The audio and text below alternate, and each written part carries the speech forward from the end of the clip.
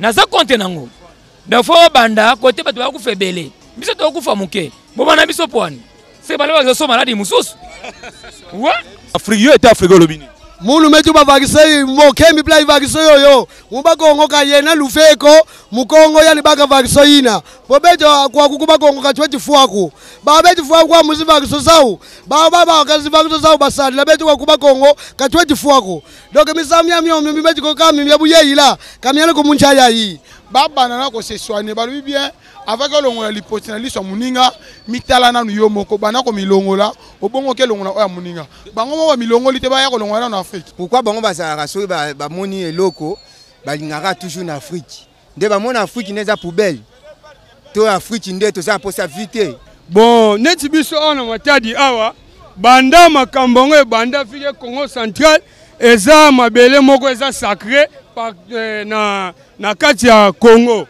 C'est pour cela que vous awa na Congo central maladi wana ezokoma te. Neti biso na matadi awa toza déjà na batu oyo basali déjà ba anti coronavirus na bukoko kaka.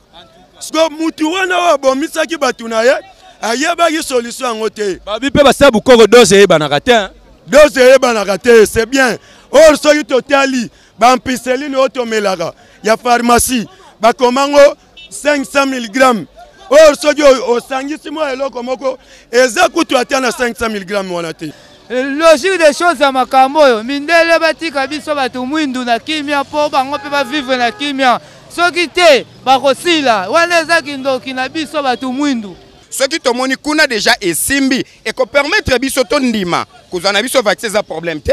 Je constate que na yemo papa corona bona. Na boy naza vraiment d'accord te pona bango. Problème eza ke mundele azoluka ko déstabiliser Afrique. Ce qui les lobiso africain tozana bi vie à bien te. Eza mundele nda zo sala ke biso tozala bien te.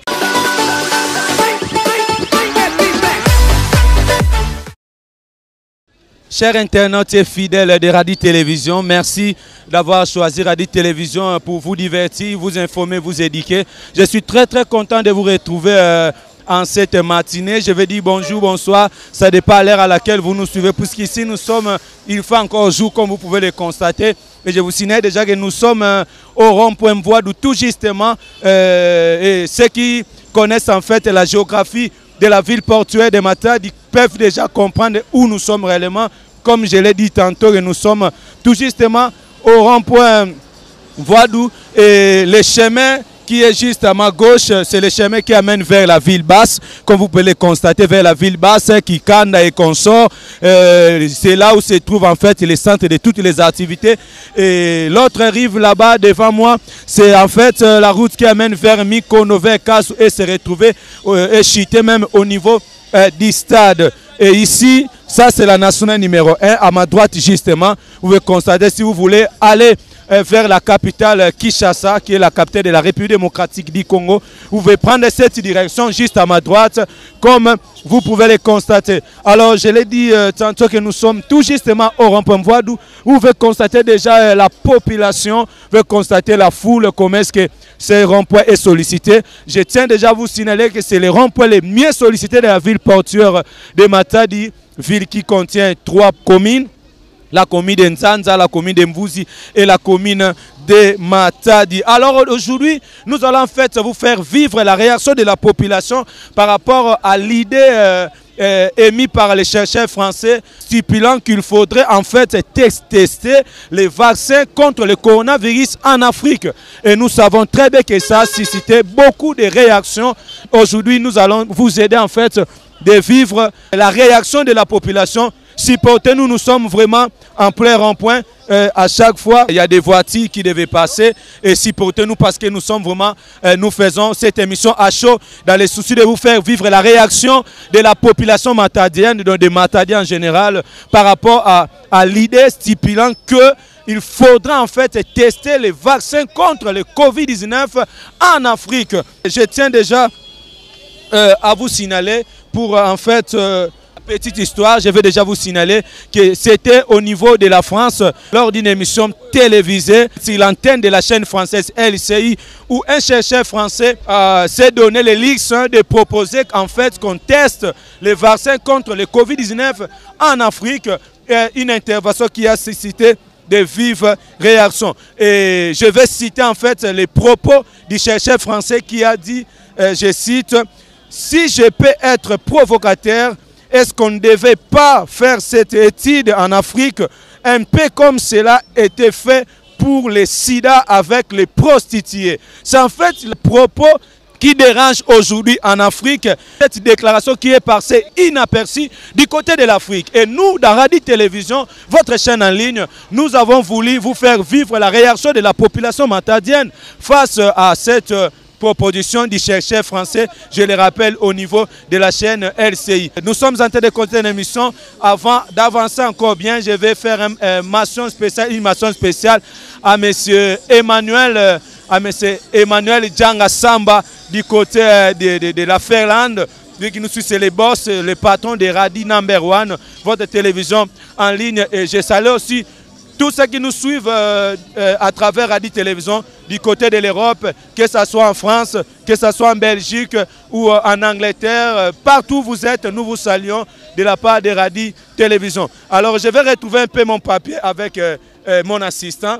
Je vous rappelle que je suis assisté par James Massamba qui me redonne mon papier que j'ai fait tomber. Merci beaucoup mon frère James Massamba. Alors merci beaucoup. Je crois que tu as avancé. Wanezaki ndenge topé sabino en fait idée aperçue. Il y a Oezali pensée Oememi biso awa na lelo pona ko faire vivre bino nazo bande la réaction il y a population matadienne liboso il y a pensée il y a idée au chercheur français alobaki na chaîne LCI.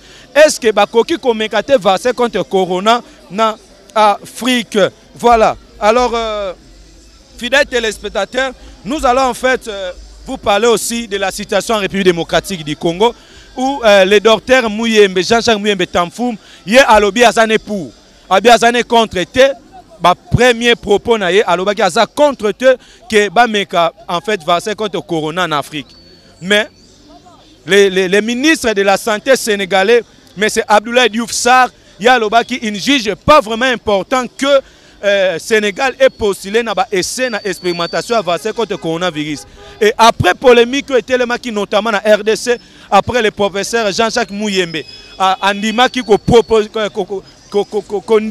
RDC postulé dans expérimentation à vaccin contre le coronavirus, en fait, Bakiti était le qui trop et à ça qui juste démenti les vendredis dernier 3 avril bisika lobaki que en fait azala kinde mal compris. Voilà en fait la situation oyo eza actuellement na RDC. Mais avant de soit réaction ya public par rapport ya oezali ko tester vaccin à Covid-19 na Afrique na resepa na pe sabino évolution ya coronavirus actuellement na République démocratique du Congo. Actuellement na RDC tozana ba na 208 cas, donc hier ezalaki 201, le commis 208, beaucoup constaté que 7 nouveaux cas contrôlés positifs na INRB, ezali Institut national de recherche biomédicale de la République démocratique du Congo, ezali chapeauté na le docteur Jean-Jacques Muyembe Tamfoum, au présent en même temps secrétaire technique de la commission en riposte contre Covid-19 na République démocratique du Congo.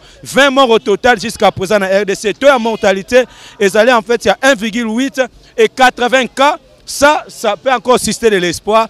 80 cas au bazar vraiment en bonne évolution d'après ministère de la santé. Alors nous allons directement prendre la réaction du public. Toyeba comment est-ce que bazoui idée pensée à tester virus contre corona na Afrique. Tokutana ndeko liboso oyazana biso ndeko bonjour. Ah toi bonjour papa nangai. Coronavirus ezoboma est-ce que bien? Naebi coronavirus ezoboma. Alors lelo balobi ezana chercheur français moko lobby na poto que ya ko sepela ndenge bazo sala ba recherche test ya virus contre virus ba mekango na Afrique yo lobi nini? En tout cas père na ko sepela te na Afrique ba meka biso ba test wana cela veut dire quoi? Siko exactement ba sali ba meko na Afrique monde za na Afrique tous pays européens Asie ezali ba mata na Asie bon basukisa na biso. Et surtout batu ba kufa mingi kutu kuna ke koto. Est-ce que yo za d'accord ba testele awa? Bon batu ba kufa mingi na monde. Cela veut dire net ni biso na Congo awa. Batu ba kufa mais pas tellement na bango. Cela veut dire quoi? Faut bana kote ba kufa belé, biso ba kufa muke. Ba bana kote ba kufa belé, ba oso kote to muke. Bo biso apparemment si 100% ba kufa to 20% batu ba kufa. Donc faut banda kuna balisa na biso. Balobi tokutu awa si tu biso na Congo za na 1,8% batu ba kufa. Si on est dans le monde déjà comme excusez yo je suis en position que mais na monde batu baza te mais belé na tu dernièrement na États-Unis na jour moko ça fait 1200 personnes ba kufa qui même. Si on est na Congo, soit to kufa belé na moi, c'est que 3 personnes. OK, faut banda kuna côté ba 1200 personnes ba 3000. C'est que yo za compte. Na za compte nango. Donc faut banda côté ba to kufa belé. Biso to kufa muke. Bo bana biso poani. C'est ba le so maladi mususu. Ouais. Faut banda kuna côté ba kufa belé. Ben suko na biso. Peut-être na biso to kufa par exemple na semaine to kufi 8 to 12. Kuna ba kufa 1 million de 300 personnes. Ba bana to ba kufa belé. Ben o doze na biso. So to na biso to kufa muke. Et biso to kuna komona biso kufi biso nyonso. Voilà, merci beaucoup. Ndeko Mbote. Mbote. Balobi test vaccin ya lutte contre pona ko vacciner batu contre coronavirus. Ba ça la test en Afrique. Yo était Afrique lobini. Ngana lobi mi boye. Fa banda place malade en we bandeli. Ba aussi sous ezana kuna so esili. Ba aussi en Afrique. OK. Ba aussi en Afrique. Mais balobi bandari na Chine peut si ba contrôler déjà. Sur Chine ba solution. Bongo Chine a repesa biso te ndenge bazuli solution wa po transfert na monde. Yango makam, mais français nda lobi ke bemba mekela ngo nanu na Afrique. Te bango ba mekana na mindele, so mindele esimbi te po na ni ba bandika na Afrique, po africain ba ku febele. Donc yo moni ngo suspect. Et ça suspect. Ah, merci beaucoup. Alors, je crois que nous sommes en train de continuer. Suivez-moi, Yannick Tsumbu, nous pouvons avancer. Merci. Tozo Pesabino, en fait, va vivre réaction à peuple africain pour la proportion et vaccin contre Corona na africain. Ndeko Mbote. Mbote. Balobi, bagomeke la vaccin contre coronavirus en Afrique. Yo était Afrique lobini. Mulu metu ba vaccin moke mi play vaccin yo muba Kongo ka yena lufeko mukongo yani baka vaccin ina bobeto kwa kukuba Kongo ka chwechi fuaku ba betu fuaku kwa muzi vaccin zao ba kazi vaccin zao basadi la betu kwa kuba Kongo ka chwechi fuaku donc misamya myo mi betu ko kami ya buye ila kamyale ko munchaya yi mukongo lieto ya dakati. Merci beaucoup. Comprenez que la RDC, c'est un grand pays, plus de 300 ethnies. Il vient de parler en dialecte. En fait, ça solo que il a préféré babande la kuna batwaso ku famingi babanana nous a te pas to montate za muke. Donc ça contre en fait ça la test en Afrique. Alors je vais prendre aussi un ami journaliste aussi. Lui aussi c'est un homme de médias, c'est un intellectuel. James Massamba, bonjour. Bonjour mon cher. Balobi coronavirus ezoboma boma. Effectivement, coronavirus, maintenant, Covid-19, ils ont vraiment, y compris tout le monde a mort comme sur sonné, tout ça, qui va te béler, mais également, depuis le RDC, on a monité, mais tout ça, mais effectivement, Covid-19, ils ont déjà 20 morts en RDC. Balobi 20 morts, maintenant, tout le monde est en live. Alors, malgré tout le monde est en live, mais mindele pe balobi, basali déjà vaccin contre coronavirus et balingi basana bango test en Afrique, meka ba expérimenter ce que ça en fait efficace. Yo est intellectuel et africain au lobini. Bon, bango balobi ke basali lancer vaccination, mais vaccination bangi ba bandela on na kati Afrique. Pourquoi pas ba bandela na bango moko nanu? Parce que les faits et banana makasi pas na bango moko avant que quitte en Afrique. En plus en Afrique est pas na makasité.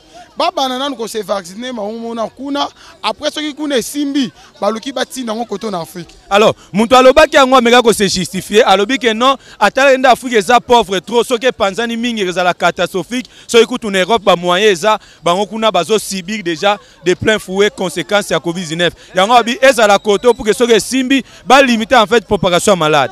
Mon cher, peuple africain, peuple noir, tout ça différent na bango.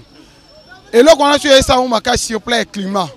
Climat na bango et je bête bango yango so mona ke na ba mort est belé, ba kango est belé. Mais depuis quand on est kotaki ya Covid-19 et continue en Afrique, bien sûr toyoka ke au nombre de morts au nombre de cas au boye boye mais ils ont ça la pénalité ba fendenge toyoka ça na ba pays d'Europe libanda c'est-à-dire que ba banana ko se soigner ba lui bien avec longola lipotinali so muninga mitala na yo moko bana ko milongola obongo ke longola oya muninga bango mo milongoli te ba ya ko longola na Afrique yo préfère ba banda kuna so ke simbo ba na Afrique ba banda kuna bango alobi ke ba moni ke Afrique est pauvre mais bango baza riche.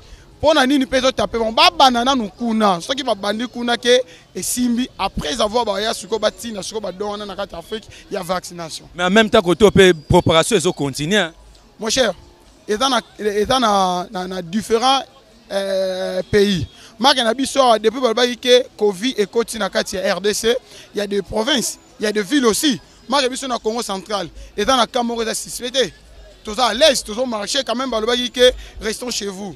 Hein, confinement.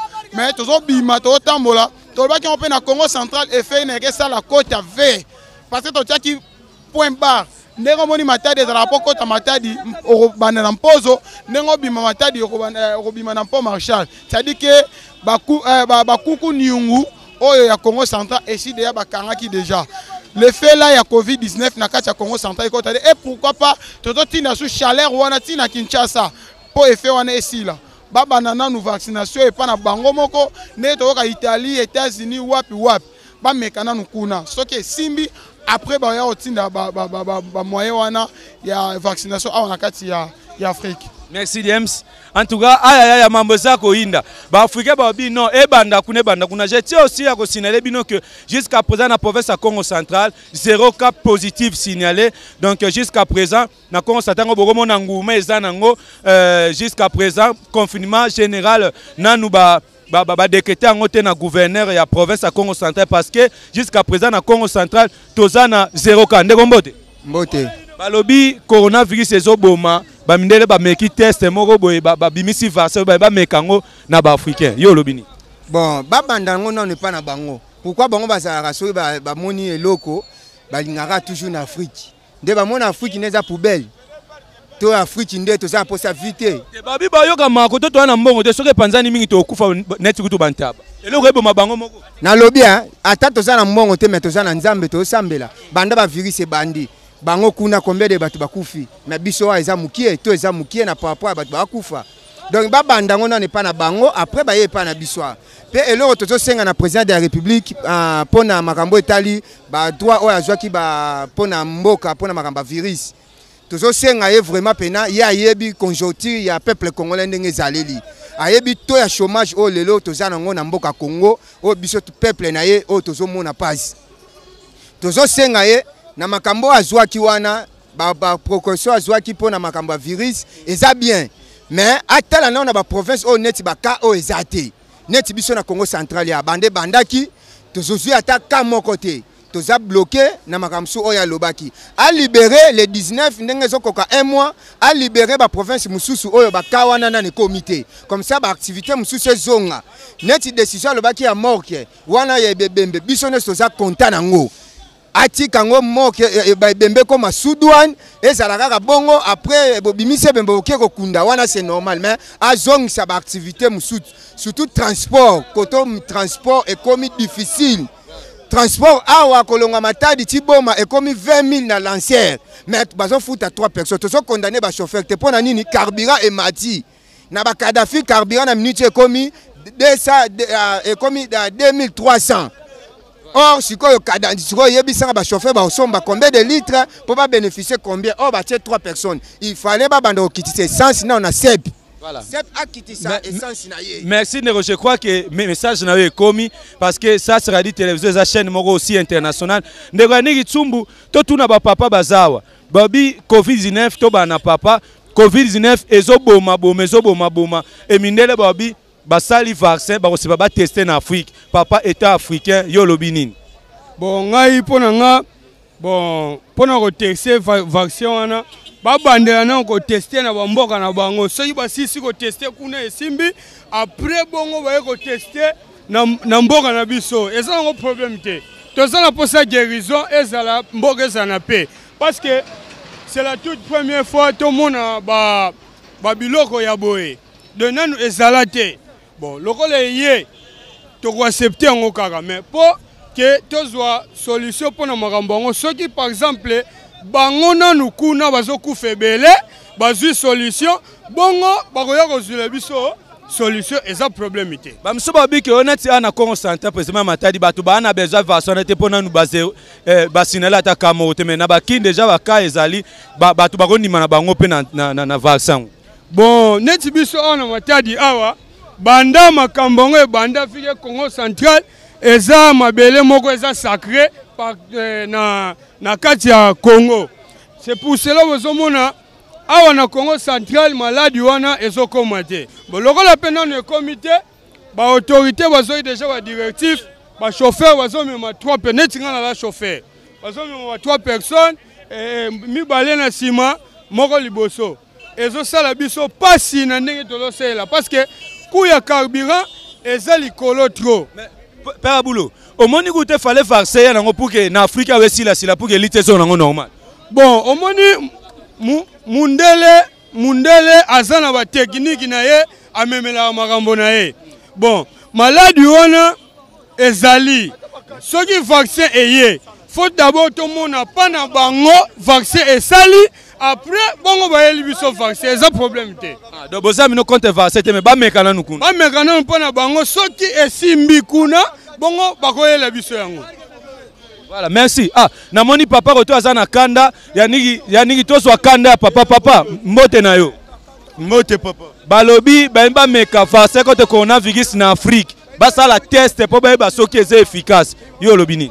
En tout cas, ngai na lobi biloko wana emeka te.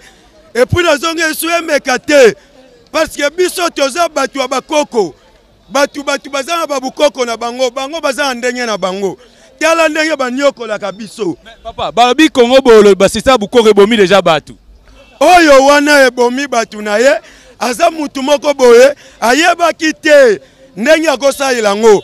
Mais soki totali ba chloroquine na o musulu wana bazosangisaka. Soki basangisi yango ezopesaka na tendance ya Congo bololo. Siko biso soki mutu ayebi bukoko oyo asangisaki babiloko wana ayebi te. Mais soki okena mutu ayebi bukoko neti biso na Matadi awa toza déjà na batu oyo basali déjà ba anti coronavirus na bukoko kaka. Siko mutu wana wa bomisaki batu na ye ayebaki solution yango te. Babi pe basala bukoko dose yebanaka te. Dose yebanaka te, c'est bien. Or soki totali ba ampicilline otomelaka ya pharmacie bakomango 500 mg. Or soki osangisi mo eloko moko eza kutu ata na 500 mg wana te. Or bakosaka biso siko. Mais soki ozwi oya biso ezanga nango dose. Okosaka ko même 3 fois kaka obikina. Alors yo virus baya ko meka vaccin awa tote. Bameka te. Bameka nanu epa na bango. Bameka pe na banwari ya kuna te. Mais bameka na mindele ya kuna. Soki esimbi ndeba ya na okoto. Mais ozebake corona ezali ezoboma. Yazoboma me kuna mingi. Po bango baleki masumu. Babali saga mibali na mibali. Basi na basi. Et frapper bango. Merci beaucoup le boss Emmanuel Djanga Samba. Je crois que au monde n'est pas là. Peuple africain baza tellement na kanda moko contrôler. Sollicitation partout. Il faut tout avancer mais bandero bazo senga tellement kolobake. Muso azaka na mpanzi ndeko mbote na yo. Mbote. Moyen to respecter na distance sociale les ates parce que tellement sollicité faut to pesa mninga micro. Ndeko na ngai. Balobi coronavirus ezoboma. Est-ce que zo ba coronavirus d'abord ezali? Bon, et pas la ezala on importance moko te pona yebi ezala ngo kanda nzambe. Donc bangonde baluka nde babongisa nde Afrique po makambo ezala bien parce que nzambe aza kotomboka. Nzambe azobeta bango. Donc wana eza kanda nzambe nde ezobeta bango basosola. Mais na kini pesa no, na kini penza mazobeta bango. Kini eza na Afrique ezali. Mais asko vike ezate donc bato masumba zate kanda nzamba ezate. Te, bato masumba zali. Toza mwa différent na bango. Ndeko tala rapé caméra parce que c'était important. Nzambe alobaki na mokili jamais kotiko sala mibali na mibali balingana. Basi na basi balingana. Na Afrique ezali. Maintenant toyoki te ko 800 personnes bazokufa na 48 heures ou 28 heures. Bazali. Na Afrique eza. Maintenant toyoki te. Maintenant ba pays kuna ba bango tozoko batu bazokufa pona ngangala komela ngani chloroquine ni o vaccin wana po ezala ngone importance moko te na ngai. nga kisi na nga ezaka nzambe bango soki basosoli na bango nyonso ekomi nango stable seke nzambe akolimbisa kanda. Mais kobosa te respecter ba normes barrières kosokola maboko ba distanciation sociale ya au moins 1 mètre na makambo mususu. Oui, c'est ça. Normalement ezandengwana. Mais pas la fille que naza déjà bien protégé et pas moko nzambe parce que nzambe lobi o bana na ye atika bango te. Nzambe lobi bana ye atika bango te. Yo za on nzambe obate. Nga naza ko ndima do naza ko ndima pa nzambe. Quelque soit malade wane eye awa ezala batu nango. Merci beaucoup Ndego. En tout cas, nous sommes en train de continuer. Ndego, bonjour. Bonjour. Comprenez que Bandego Radit Télévision, tous en plein rond-point, et il y a un petit incident au Salé Makuna. Moi, non, on ne sait pas là, ça peut Bandego Ndenge, que c'est que Kouye Baluki, parce qu'il y a un créé Makelele, ne bazobu na Balukango, et ça réalité directe, donc Mamba Boé, rien que na Radit Télévision, et Radit Télévision number 1, Bandeko. Je crois que bon s'abonner parce que actualité na radio télévision chaîne nabino en ligne ezolembate. Alors Yannick tozonga je crois bandeko bamoni tozonga na ndeko ape yepa obi kanda ndeko za na kanda makasi ndenge na moni kanda za na ye banano o eza chaîne nini. Bon, alors ça radio télévision votre chaîne en ligne sur internet to sala musala et ape en clair nazali ndeko na bino tozo sala pe misana ba chaîne ebele alors tolinga to tuna vaccin contre Covid-19 ba mekango na Afrique yo olobi nini état africain omoni eloko ngana lobi omoni problème ya vaccin na ya vaccin na choléra virus eza eloko oyo tokoki konéglige yango te parce que eza maladie oyo ye kati na biso mais eloko na koloba eza maladie ya mindele eza etumbu ezwi ya mindele mpo basalaki yango mpo ya koboma biso bato mwindu. Mais bato mwindu mpe bazokufa no bato mwindu wana bazokufa baoyo bakutami kuna ozolanda baoyo bakutami awa biso make awa ezokotama ya mingi te. Mais na kini deja bato bazwi yango na kini bakufeli mpe na kini bapeka bato mwindu baza bato mwindu mais effectif oyo ba 1000 personnes ba 2000 biso tozoresika yango te tozozwa logique des choses à makambo oyo mindele batika biso bato mwindu na kimia mpo bango mpe bavivre na kimia soki te bakosila wana eza kindoki na biso bato mwindu. Mais kuna pe kotake bandaki moko mibale misato ape ndenge bandi komata neti lelo tokomi deja na 208 ka ozomona te biso mpe tokóma na ba 1000 awa biso tokóma na 1000 te biso ekosila mpo biso toyebi sekret ya bamaladi wana biso ekokóma na 1000 te ekosila mindele nde batika biso bato mwindu tozala na kimia todirige mboka na biso moko epuis tokabola yango dans 3 parties. Merci Ndeko. Alors tozozwa direction ya marché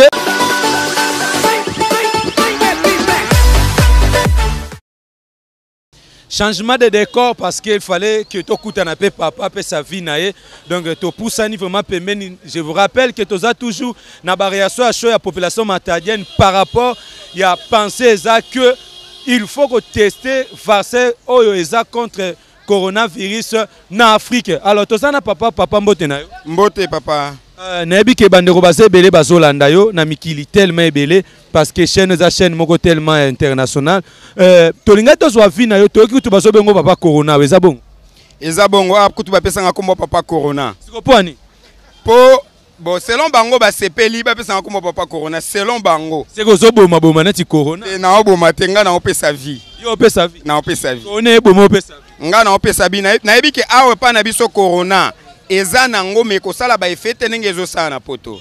Alors chercheur moko français na chaîne moko pe française LCI alobi ke ya ko sepela basala test et expérimentation ya vaccin contre corona na Afrique. Babi test eza nango expérimentation ba meka. Mais na yo état africain en personne papa corona moyo lobini. Nanu na mona te mutu aza na nzala bana na ye bazolela na ndako bali eloko te ya za na mbongo me ye andimi akende nanu koleisa ndako mususu papa yo makambo ndenge elobani papa ekoma mama sese te elingi oloba boye na kati ya New York mukolo wana azotala TV nazomona 731 personnes bakufi pourquoi pas babandeli kopesa nano na New York place bato bazokufa ebele mais biso na Afrique banda corona koti na RDC un mois lelo tokokisi un mois mais tozaka na 20 personnes pamba bakufi mais 208 cas de Jezoma tozoba ndeko manami ezobangisanga te kuna na États-Unis place oyo makambo ngo ebandi bato bazokufa ebele bango bazwana no vaccin wana babando pesa na kati Amérique bisika oyo bato bazokufa 1 million ba 2 millions ba 700 personnes biso awa tozana ngote po baya ko bandele pa ina biso ekosimba te papa na osepelo tala la caméra parce que nazo tuna boye baobi Afrique eza pauvre bazoluka ba limiter propagation corona awa poto koma na kaya oyo ezana bamboka na kuna te po bango bazana bambongo na bango papa soki mbongo ezalaki bipai na bango nde bato bazokufa boye te epai na biso na lobi bien na Congo corona sali lelo 1 mois tozaka na 20 personnes ya pamba bakufi mais epai na bango na 1 mois wana bato bakufi plus de 3 millions de personnes. Pourquoi pas babandeli bipai na bango bato bazana mbongo bayaka kopesa biso bato tozana mbongo te bapesa biso vaccin wana esengeli babanda nanu na bandaku na bango bongo baya koleisa biso soki tomoni kuna déjà esimbi et ko permettre biso to ndima kozana biso vaccin za problème te. Je constate que naye moko papa corona bona na boyi naza vraiment d'accord te pona bango problème ezaki mundele azoluka ko déstabiliser Afrique soki lelo biso ba africain tozana vie ya bien te eza mundele nda zo sala ke biso tozala bien te neti biso na Congo bazo piller mboka na biso na este batu bakufi bazo kufa mikolo nyonso koleka kutu corona tomoni ata intervention ya mundele te po aya ko intervenir na mboka lelo soki corona eye ezoboma kuna babandela na mboka na bango bango nde bazo komisa biso tozala lelo na vie ya passe congolais azoli ya bien te congolais azola ta bien te s'il vous plaît na baloso batinda na bango na bilamba batinda na bango na mapapa oto ezebela na omona ya bien batinda na bango mais na antivirus batinda sute papa ranga lelo pona nga congolais na olinga kutu toke na biso na Asie tokende kuna place ba chinois bazali kuna nde bazomemela biso kutu mwa biloko ya sika ozo permettre biso to lata ona nu balata te ba européen bazana système balati batindeli biso biloko bango basi balata ya mabe basalela ya mabe biso to kufaka mais pona ngai au moins kutu toza na biso na ba chinois ke toza na ba européen po bango nde bazo piller Congo mais nazo senga na chef de l'état tant que papa ya biso ya Congo pona biso alongo la mesure oyo ya confinement bipai na biso popa na biso tozomona effet ya corona te tozonga na vie normale mutu na mutu amibatela ndenge azalaka kala kotambola kolanda kaka ba programme ndenge ko salama mais pona nga balongo la ba mesure ya confinement pa na biso. Merci beaucoup papa Corona. Namonige vraiment papa Corona. Pour continuer dans le monde de Corona, merci beaucoup. Alors amis fidèles de Radio Télévision, et c'est un zari abisso ya Sabino avait en fait la population dans l'état là qui test et expérimentation et vaccin contre coronavirus. Alors pour tout chiter dans séparation à peine à balabala parce que tout bandaki kuna. Et voilà, nous sommes presque arrivés à la fin, chers internautes et abonnés de Radio Télévision.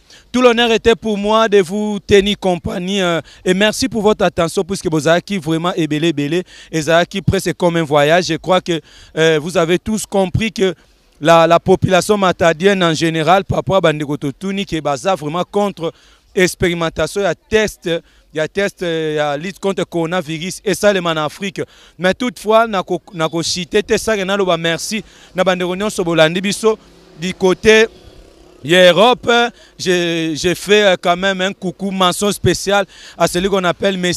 Emmanuel Bambote na Ebele et Mbote na bande on so balandi biso à partir à France notamment bande ko balandi na Belgique et de partout. C'est votre chaîne Radio Télévision. Abonnez-vous massivement, je sais que vous ne serez jamais déçus. Les prochains numéros s'annoncent encore évasifs et même très importants pour vous. Nous vous promettons encore de très grandes choses. Restez sur Radio Télévision. Je vous signale que Yannick No a été derrière la caméra, mais aussi il a réalisé cette émission.